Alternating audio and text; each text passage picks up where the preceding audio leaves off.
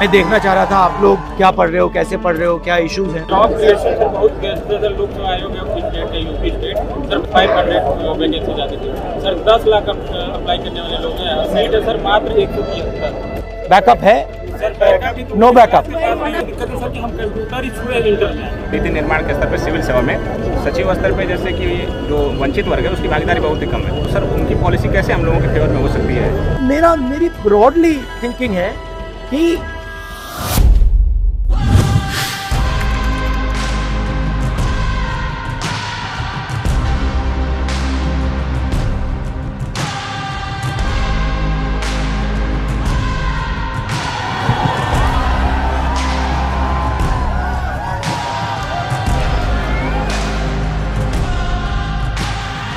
तो बताओ house it, कैसा चल रहा है?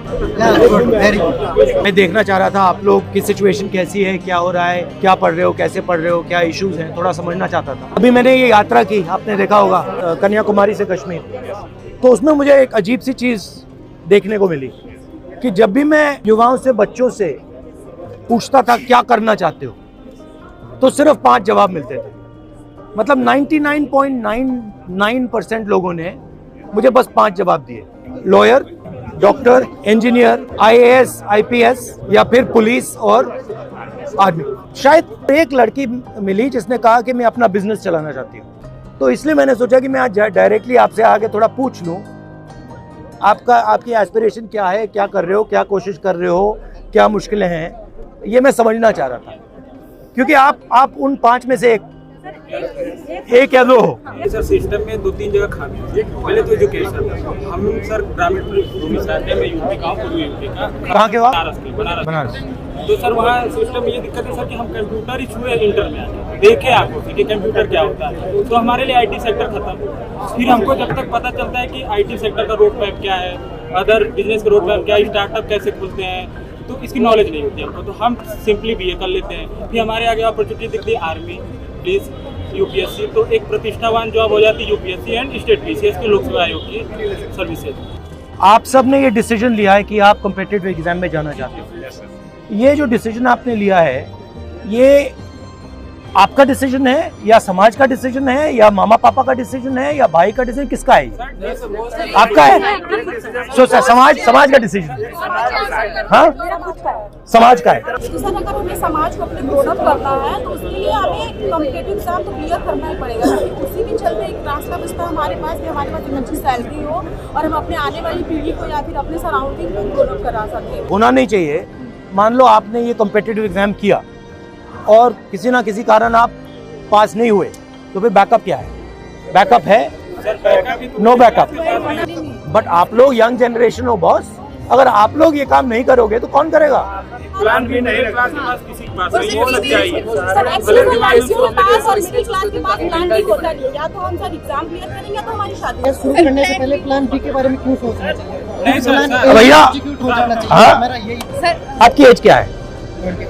21 पे आप कह रहे हो कि मुझे ऑप्शन भी नहीं चाहिए, मगर मेरी जिम्मेदारी है कि आपको ऑप्शन भी मिल जाए। जॉब क्रिएशन सर बहुत बेस्ट है सर। लोकसभा आयोग है स्टेट है, यूपी स्टेट सर 500 वैकेंसी जाती थी सर। 10 लाख अप्लाई करने वाले लोग हैं। सीट है सर मात्र 173। अप्लाई करने वाले तो लोग हैं, लेकिन सीटें लगातार जा रही हैं और जो कि लड़के जितने भी उसमें कोशिश कर रहे हैं वो या फ्रस्ट्रेशन हो रहा है लगातार। देखिए सर सुसाइड रेट इंडिया में बढ़ रहा है।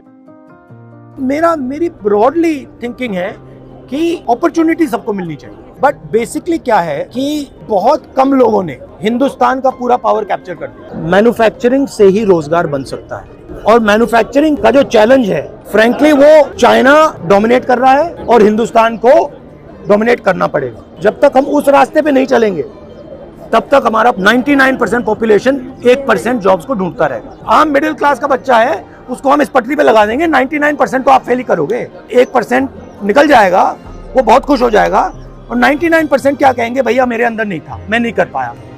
मगर ये झूठ है, आप में कोई कमी नहीं है। अगर मैंने 100 बच्चों को यहाँ बैठा दिया और कहा कि भैया आप में से एक बचेगा, 99 की ठीक है, 10 की गलती हो सकती है, 15 की हो सकती है, 20 की हो सकती है, बट 30-40-50% कितनी हो सकती? बैंक से हमको लोन नहीं मिलता आसानी से। अभी जो योजना चल रही पीएम मुद्रा योजना, सर ये दिखावे के लिए तो बहुत है कि वो अल्लाह की बहुत मिल रहा है सबको, लेकिन मैं रियलिटी बता रहा हूँ सर, आप आसानी से नहीं पा सकते मुद्रा लोन, और उसका सर टैक्स भी बहुत ज़्यादा ले रहे हैं। 1% वाले पे बात करना है, जैसे बिजनेस आता है। अगर हम जाना भी चाहें तो फंड नहीं है मिडिल क्लास फैमिली के लिए, और अगर फंड भी दे दे गवर्नमेंट तो उसको लेने पाने के लिए इतनी नॉलेज नहीं है कहाँ से लेंगे, और गवर्नमेंट भी ऐसा तरीका भी नहीं बताता कैसे ले पाएंगे। अगर आप हिंदुस्तान के बैंकिंग सिस्टम को देखो, आपने कहा कि हमें बैंक लोन नहीं मिलता, आपने कहा कि मुद्रा लोन मतलब प्रयास है, उसको मिलता होगा, प्रोसेस नहीं है, वो ठीक है। मगर अगर आप देखें तो 10-15 लोग हिंदुस्तान के पूरे बैंकिंग सिस्टम को कंट्रोल करते हैं, ठीक है। उनका बिजनेस फेल हो, सक्सीड हो, कुछ भी हो, कोई फर्क नहीं पड़ता, ठीक है। तो पूरा का पूरा जो बैंकिंग सिस्टम है जिसको डिस्ट्रीब्यूट करना चाहिए, सबसे पहले वो बिल्कुल कॉन्सेंट्रेटेड हाथों में है, 5-10 लोगों के हाथों में। हम चूंकि सर ओबीसी कम्युनिटी से आते हैं, तो सर हमारे साथ पक्षपात हम हर जगह देख रहे हैं। जैसे ना कि मेरा मुद्दा ये है कि जैसे आपने कहा कि जो नीति निर्माण के स्तर पर सिविल सेवा में सचिव स्तर पर जैसे कि जो वंचित वर्ग है उसकी भागीदारी बहुत ही कम है, तो सर उनकी पॉलिसी कैसे हम लोगों के फेवर में हो सकती है? मैंने कभी कर्नाटक में बोला, सबसे पहले तो ये पता लगाना पड़ेगा कि हैं कितने लोग। अगर मतलब हम यहाँ कुछ बांटना चाहते हैं तो हमें ये तो पता लगाना पड़ेगा भैया यहाँ पे कितने कितने अलग लोग। तो मैं सोचता हूँ कि पहला कदम सेंसस। आपकी हड्डी टूटी है तो एक्सरे तो करना पड़ेगा ना, एक्सरे के बिना मैं वहाँ पे इलाज करना शुरू कर दूँ, कोई मतलब नहीं है। उसके बाद एक बार पता लग गया कौन लोग हैं, फिर पॉलिसी बनाने में आसान हो जाती है। मुझे बहुत खुशी हुई सर, मैं आपको बहुत सपोर्ट करता हूँ सर। पहले आप ऐसे नेता हैं जो राष्ट्रीय स्तर पर ये बात रखिए। आप एज अ पॉलिटिशियन कैसे सजेस्ट करेंगे कि पॉलिटिशियन में कैसे करियर होना चाहिए? पॉलिटिकल करियर में भी अलग अलग तरीके होते हैं, तो मेरा तरीका थोड़ा अलग है। मेरी सोच है और ये नेचुरली मेरे अंदर है कि जो कमजोर है, जिसको अपॉर्चुनिटी नहीं मिल रही है, जिसको दबाया जा रहा है, जिसको डराया जा रहा है, धमकाया जा रहा है, उसकी रक्षा करना मेरे लिए पॉलिटिक्स है।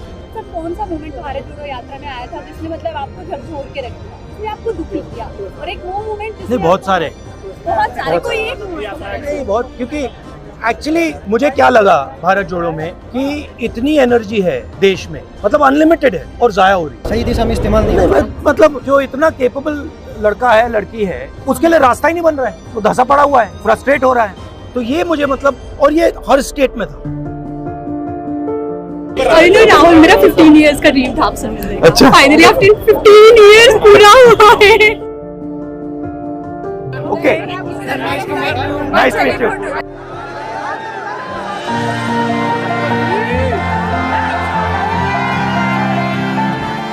काफी अच्छा लगा।